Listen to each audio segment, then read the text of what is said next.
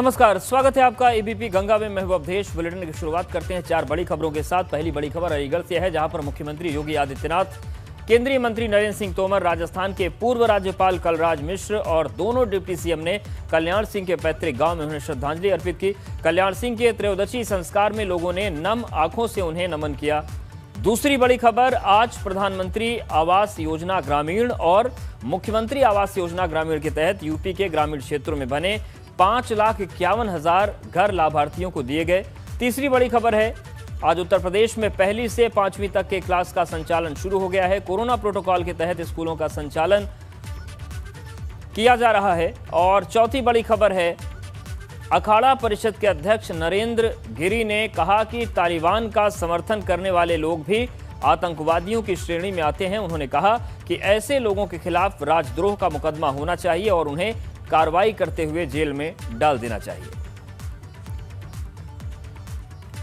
और बड़ी खबर फिरोजाबाद से है, जहां पर मेडिकल कॉलेज में एक और बच्ची की मौत हो गई है। डेंगू बुखार से मौत का आंकड़ा अब 56 के पार पहुंच गया है। फिरोजाबाद मेडिकल कॉलेज में 238 बच्चे भर्ती करवाए गए हैं। फिरोजाबाद में मौत के मामले में मुख्यमंत्री योगी आदित्यनाथ ने एक्शन लिया है और फिरोजाबाद की सीएमओ को हटाने के आदेश जारी कर दिए गए हैं। 11 विशेषज्ञ डॉक्टर्स की टीम को भी भेजने का निर्देश दिया है। ये 11 डॉक्टर्स की टीम फिरोजाबाद में जाएगी और हालात का आकलन करेगी। वहीं आईसीएमआर की 11 सदस्यीय टीम ने सैंपल की जांच की है और शहरी और ग्रामीण निकायों में साफ सफाई के निर्देश जारी किए गए हैं। तो फिरोजाबाद में एक और बच्चे की मौत हुई है और उसके बाद मौत का आंकड़ा 56 को पार कर गया है और डेंगू बुखार से मौत का आंकड़ा 56 के पार पहुंच गया है। कृष्णा हमारे साथ जुड़ गए हैं। कृष्णा, जिस तरीके से मौत के आंकड़े बढ़ रहे हैं, किस तरीके से कार्रवाई हो रही है और हालात संभलेंगे कैसे, ये अपने आप में बहुत बड़ा सवाल बन गया है। कार्रवाई की बात की जाए तो कार्रवाई तो इस समय सीएमओ मीटर स्टेट उनको ट्रांसफर कर दिया गया है और स्थिति यहाँ की बहुत ही ज्यादा खराब है, क्योंकि यहाँ 238 बच्चे भर्ती हैं और स्थिति खराब हो चुकी है कि अब यहाँ जगह नहीं है।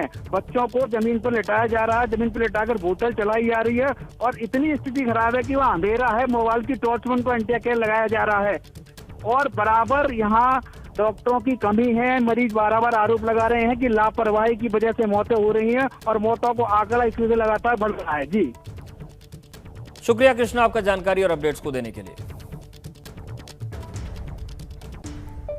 और बड़ी खबर ग्रेटर नोएडा से भी, ऑनलाइन डिलीवरी में देरी के चलते एक वारदात हो गई। डिलीवरी बॉय ने रेस्टोरेंट के मालिक को गोली मार दी। रेस्टोरेंट के मालिक की गोली मारकर हत्या कर दी गई। ऑर्डर में देरी को लेकर यह पूरा विवाद हुआ था। कोतवाली बीटा 2 क्षेत्र की मित्रा सोसाइटी का यह मामला है। सीसीटीवी फुटेज के आधार पर पुलिस आरोपी की तलाश में जुटी हुई है।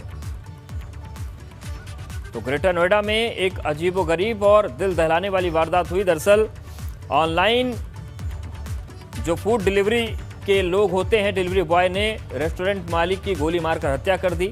वजह यह थी कि ऑर्डर में देरी हो रही थी और विवाद इसी को लेकर हुआ था। रहते थे स्विगी और जोमेटो इत्यादि की ऑनलाइन डिलीवरी रहते थे। कल 2 डिलीवरी थी, उसी डिलीवरी में एक डिलीवरी नहीं दे पा रहे थे। इस डिलीवरी को लेकर के कहासुनी हुई और कहासुनी होने के बाद उन लोगों ने गोली मार दी। इस पे तत्काल उनको हॉस्पिटल ले जाया गया। हॉस्पिटल में दौरान इलाज उनकी मृत्यु हो गई है। इसमें दी गई तहरीर पर अभियोग पंजीकृत किया गया है। इसमें 3 टीमें लगाई गई हैं। तीनों टीमें हर बिंदुओं की गहनता से परीक्षण कर रही हैं। शीघ्र ही घटना का अनावरण किया। वहीं अलीगढ़ के अतरौली में कल्याण सिंह के त्रयोदशी संस्कार में मुख्यमंत्री योगी आदित्यनाथ पहुंचे। उनके साथ इस दौरान केंद्रीय मंत्री नरेंद्र सिंह तोमर, राजस्थान के पूर्व राज्यपाल कलराज मिश्र, यूपी के दोनों डिप्टी सीएम केशव प्रसाद मौर्य और डॉक्टर दिनेश शर्मा ने भी पूर्व मुख्यमंत्री कल्याण सिंह को श्रद्धांजलि दी। सीएम योगी ने इस दौरान कहा कि उनका उद्देश्य कानून व्यवस्था के जरिए भयमुक्त शासन देना था। साथ ही उन्होंने अत्याधुनिक कैंसर संस्थान का नाम कल्याण सिंह के नाम पर रखे जाने की घोषणा की। हजारों और सैकड़ों वर्षों के उन सपनों को साकार करने के लिए जिस भी प्रकार के निष्ठा और जिस भी प्रकार के त्याग और बलिदान की आवश्यकता पड़ी, सरदेव बाबूजी कभी उससे पीछे नहीं हटे। चाहे वो 1992 में श्री राम जन्मभूमि पर भव्य मंदिर निर्माण के लिए विवादित ढांचे को हटाने के फलस्वरूप बिना किसी हिचक के अपने पद को छोड़ने का हो या विवादित ढांचे के हटने के बाद पूरी नैतिक जिम्मेदारी अपने ऊपर लेते हुए किसी भी शासकीय कर्मी के खिलाफ कोई भी कार्रवाई न हो, बल्कि इस पूरी जिम्मेदारी को अपने ऊपर लेने का रहा हो। मुख्यमंत्री योगी आदित्यनाथ आज कल्याण सिंह बाबूजी के श्रद्धांजलि कार्यक्रम में पहुंचे हैं। आज त्रयोदशी संस्कार कार्यक्रम है और ऐसे में जो भोज है उसमें वो हिस्सा ले रहे हैं। आप देख सकते हैं कि इस समय लगातार मुख्यमंत्री योगी आदित्यनाथ अपने तमाम मंत्रीगणों के साथ, प्रदेश अध्यक्ष स्वतंत्र देव सिंह के साथ कल्याण सिंह के त्रयोदशी कार्यक्रम में जो ब्रह्मभोज रखा गया है उस भोज को वो ले रहे हैं और इस मौके पर उन्होंने कई सारी महत्वपूर्ण बातें कल्याण सिंह के बारे में कही। उनका कहना था कि वो एक प्रखर प्रशासक थे, एक ऐसे राजनेता के तौर पर उनको याद रखा जाएगा कि इन्होंने भगवान राम को लेकर अपनी पूरी राजनीतिक जीवन को उन्होंने समर्पित कर दिया और उन्होंने न केवल जो आरएसएस, जनसंघ, बीजेपी की और संगठन की तरफ से जो भी काम दिया गया उसको उन्होंने ईमानदारी से निभाया और निष्ठा, त्याग और बलिदान की जब आवश्यकता पड़ी तो उन्होंने कभी भी वो पीछे नहीं हटे। और देखते हैं तस्वीरों के जरिए कि जो कल्याण सिंह के बेटे हैं, एटा से सांसद हैं राजवीर, इस समय खड़े हुए हैं और मुख्यमंत्री योगी आदित्यनाथ ब्रह्मभोज में हिस्सा ले रहे हैं। उनके साथ एक तरफ स्वतंत्र देव सिंह हैं तो दूसरी तरफ केशव प्रसाद मौर्य हैं केंद्रीय। ऐसे में त्रयोदशी संस्कार के मौके पर भी वो खुद सारी जिम्मेदारियां वो खुद उन्होंने ली हैं और इस कार्यक्रम को भव्यता देने की कोशिश की है। और ऐसे में पूरे कहा जाए अलीगढ़, अतरौली और जितने चाहने वाले हैं उन लोगों को आमंत्रित किया गया। करीब 1 लाख लोगों का इस त्रयोदशी संस्कार में जो भोजन कार्यक्रम रखा गया है और ऐसे में हर कोई अपने अपने हिसाब से कल्याण सिंह को याद कर रहा है। जो उनका राजनीतिक कहा जाए जो एक समाज को योगदान रहा, देश को योगदान रहा, उसको याद किया जा रहा है। अलीगढ़ के अतरौली से नितिन उपाध्याय, एबीपी गंगा। प्रधानमंत्री आवास योजना ग्रामीण और मुख्यमंत्री आवास योजना ग्रामीण के तहत यूपी के ग्रामीण क्षेत्रों में बने 5,51,000 घर लाभार्थियों को दिए गए। दोनों योजनाओं के तहत 2 साल में घरों को तैयार किया गया है। इन आवासों की निर्माण की लागत 6,637.72 करोड़ रुपए है। सीएम योगी ने 5 लाभार्थियों को अपने हाथ से घर की चाबी दी और इस दौरान सीएम योगी ने लाभार्थियों से संवाद भी किया। योजना के मुताबिक जितने मकान बचे हैं उनका निर्माण तेजी से चल रहा है और सितंबर तक लाभार्थियों को सौंप दिए जाएंगे।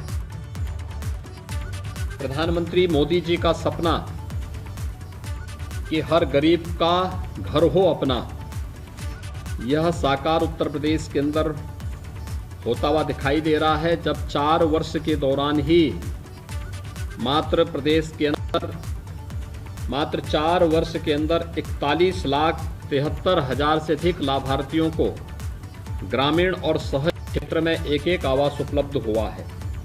मैं इसके लिए आप सभी लाभार्थी भाइयों बहनों को हृदय से बधाई देता हूं, अपनी शुभकामनाएं देता हूं। और आज 5,51,000 लाभार्थी अपने गृह प्रवेश कर रहे हैं। इसके लिए भी आप सबके प्रति मेरी मंगलमय शुभकामनाएं हैं, आपको ढेर सारी बधाइयां हैं। देखिए 4 वर्ष में लगभग 42 लाख के आसपास लोगों को आवास उपलब्ध हो रहा है। लेकिन अगर हम 30 सालों का आंकड़ा देखेंगे तो मुश्किल से 53 लाख लोगों को 30 वर्ष आवास मिल पाया था। यानी पहले ये चीजें दिखाती हैं कि सरकार के पिछली 2014 के पहले देश के अंदर जो सरकार होती थी उसके एजेंडे में गरीब नहीं होता था। उसके एजेंडे का हिस्सा न गांव था, न गरीब था, न किसान था, न नौजवान था, न महिलाएं थी। प्रधानमंत्री मोदी जी के प्रति हम सबको आभार व्यक्त करना चाहिए कि उन्होंने 2014 में आने के बाद गरीब को, गांव को, किसान को, नौजवान को, महिलाओं को बिना भेदभाव के शासन की योजनाओं के साथ जोड़ा और आज प्रधानमंत्री आवास योजना में 27 लाख से अधिक लोगों को जो आवास योजना का लाभ प्राप्त हो रहा है। और बड़ी खबर अमेठी से है, जहां पर कंप्यूटर की दुकान पर सीबीआई का छापा पड़ा है। कंप्यूटर सेंटर संचालक को सीबीआई ने हिरासत में ले लिया है। रेलवे की वेबसाइट हैक करके टिकट बनाने का आरोप है। और सीबीआई ने युवक को गिरफ्तार किया है। शुकुल थाने में सीबीआई युवक से पूछताछ कर रही है। बाजार शुकुल थाना क्षेत्र के किसनी गांव बाजार में स्थित कंप्यूटर दुकान में सीबीआई ने रेड मारी है और बड़ा आरोप लगा है। आरोप यह है कि रेलवे की वेबसाइट हैक करके टिकट यहां पर बनाया जा रहा था और शुकुल थाने में सीबीआई युवक से पूछताछ कर रही है। उसे गिरफ्तार किया गया है। कंप्यूटर सेंटर का यह संचालक है और आरोप यह है कि रेलवे की वेबसाइट को हैक करके यहां पर टिकट बनाया जाता था।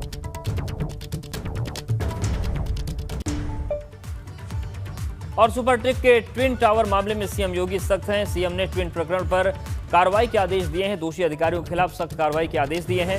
कल ही सुप्रीम कोर्ट ने एमराल्ड बिल्डिंग के टावर 6 और 7 को गिराने का आदेश दिया है और अब मुख्यमंत्री योगी आदित्यनाथ ने उन अधिकारियों पर भी सख्त कार्रवाई के निर्देश दिए हैं जिन्होंने इस फर्जीवाड़े को अंजाम दिलवाया था, अवैध निर्माण होने दिया था। कल सुप्रीम कोर्ट ने एमराल्ड बिल्डिंग के टावर 6 और 7 को गिराने का आदेश दिया है और अब जो इस मामले में दोषी अधिकारी हैं उन पर कार्रवाई के निर्देश मुख्यमंत्री ने दिए हैं।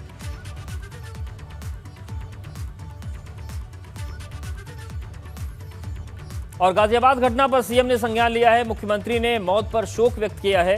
सीएम योगी ने मामले में जांच के आदेश दिए हैं। जिला प्रशासन से सीएम ने घटना की रिपोर्ट मांगी है। दरअसल गाजियाबाद में करंट लगने से 5 लोगों की मौत हो गई थी। सिहानी गेट थाना क्षेत्र में सभी लोगों को करंट लगा था। एक दुकान के टिन शेड में करंट आने से हादसा हुआ और सभी को अस्पताल में भर्ती कराया गया। अस्पताल में सभी ने दम तोड़ दिया था।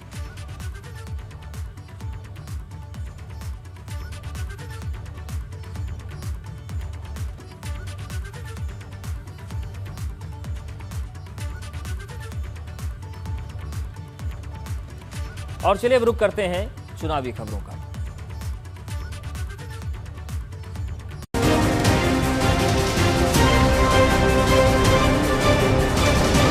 विजय तिलक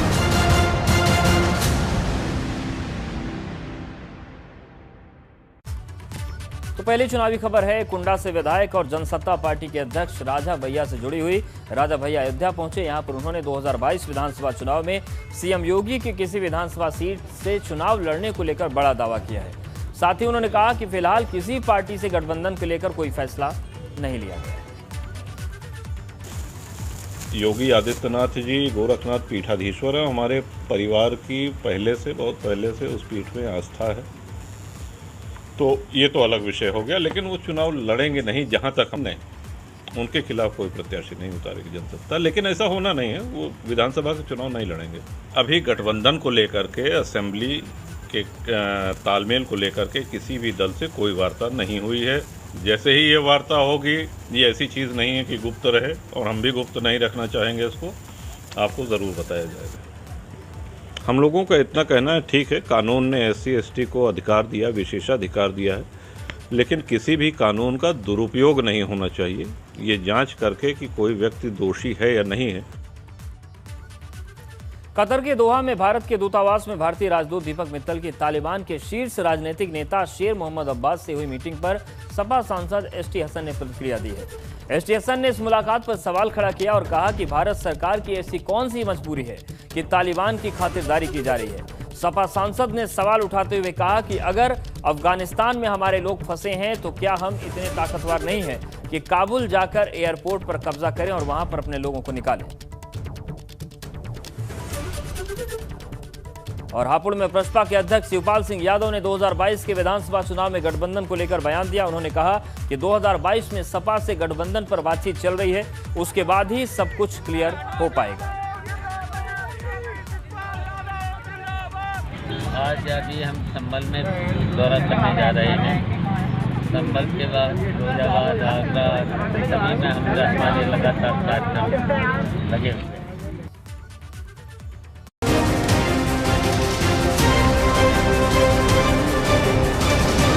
विजय तिलक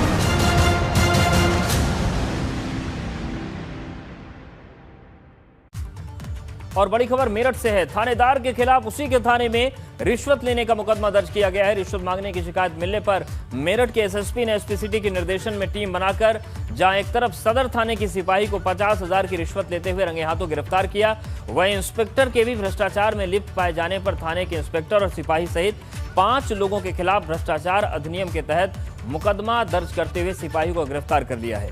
उधर हेड कांस्टेबल की गिरफ्तारी की सूचना मिलते ही इंस्पेक्टर सदर बाजार विजेंद्र राणा थाने से गायब हो गया। आरोप है कि दोनों ट्रक चोरी के एक मुकदमे की विवेचना में वसूली कर रहे थे और उसी के बाद यह मामला दर्ज किया गया। फिलहाल जो थानेदार है वो गायब है। देखिए, एक व्यक्ति के द्वारा कल एक तहरीर दी गई, एफिडेविट दिया गया, जिसमें गंभीर आरोप लगाए गए थे थाना सदर बाजार के प्रभारी निरीक्षक के बारे में और एक हेड कांस्टेबल के बारे में कि उन्होंने उनको अवैध रूप से हिरासत में रखा और बिना किसी कारण के उनके साथ मारपीट करके उनसे धनादोहन का प्रयास किया, कुछ धन प्राप्त किया, कुछ धन मांगा जा रहा है। इसी गंभीरता को दृष्टिगत रखते हुए उच्च अधिकारियों के संज्ञान में ये प्रकरण लाया गया था और प्रकरण भ्रष्टाचार से जुड़ा होने के कारण जीरो टॉलरेंस की नीति पर काम करते हुए उसमें निष्पक्ष विवेचना के लिए।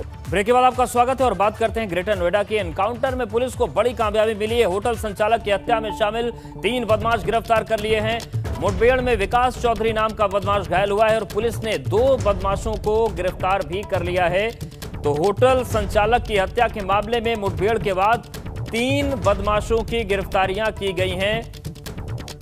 तो एनकाउंटर में पुलिस को बड़ी सफलता मिली है। होटल संचालक की हत्या में शामिल 3 लोगों को गिरफ्तार किया गया है। मुठभेड़ हुई और मुठभेड़ में विकास चौधरी नाम का बदमाश घायल हुआ है। पुलिस ने 2 बदमाशों को गिरफ्तार किया है। इधर पहाड़ों पर लगातार हो रही बारिश से लखीमपुर खीरी के निगालन इलाके में शारदा और मोहना नदी उफना गई हैं। लगातार पानी बहने से एसएसबी कैंप गंगानगर में पानी भर गया है। सड़कें सैलाब में तब्दील हो गई हैं। लोग जान जोखिम में डालकर घर से निकलने को मजबूर हैं। तो लखीमपुर खीरी की तस्वीरें आप देखिए, किस तरीके से शारदा और मोहना नदी का जो जलस्तर है उसके बढ़ने की वजह से मुश्किलें बढ़ गई है। एसएसबी कैंप में चारों तरफ पानी भर चुका है।